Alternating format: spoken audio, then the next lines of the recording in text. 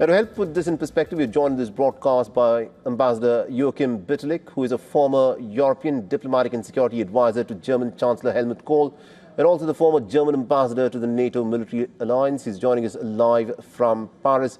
Ambassador Bitterlich, the situation that is currently unfolding at this moment in West Asia is pretty tenuous.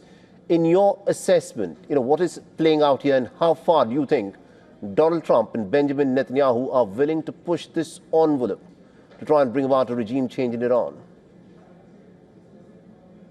I think Benjamin Netanyahu has mentioned one catchword, one key word in this conflict now. It's the risk of Iran becoming invulnerable. Once they have a bomb, once they have intercontinental ballistic missiles, Iran will be vulnerable. One side. And the other side is what to do with a state which is the main sponsor of international terrorism in the last years. Not only because of the October attack of Hamas to Israel, but because of many other events. What to do under these circumstances to stop such a state which is not ready to really negotiate, which has been playing always for time on the refusing to negotiate about the three key areas. Right. First of all, nuclear, second, ballistic missiles, third, proxies. Right. And once at the end, you lose your patience with such a state.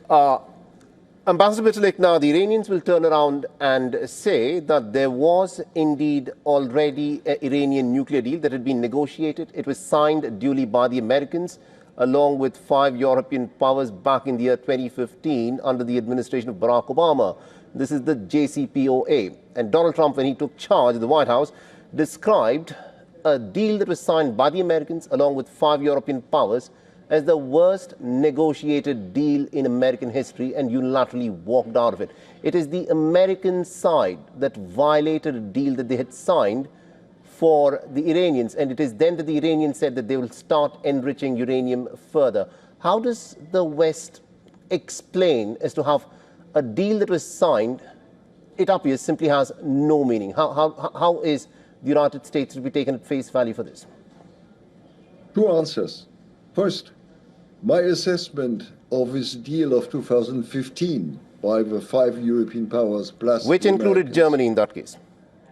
Exactly. Has been to some extent, by today's view, looking back, but it's always easier to look back and to assess a story or a development, which has been to some extent naive with regard to the Iranians. Naive politically, because the Iranians have never given up really the attempt to construct the bomb. That's the key for them. And they wanted to do this. And I think the measures were to some extent naive. How to develop, let's say, during these years, much more enriched material, highly enriched material than allowed for years. And there was no control from the beginning. I think the Europeans and the Americans should have stopped this movement much earlier. Right. And the other story, for me, the most interesting. I discovered lately verbatims from the talks between Bush Jr. and Putin.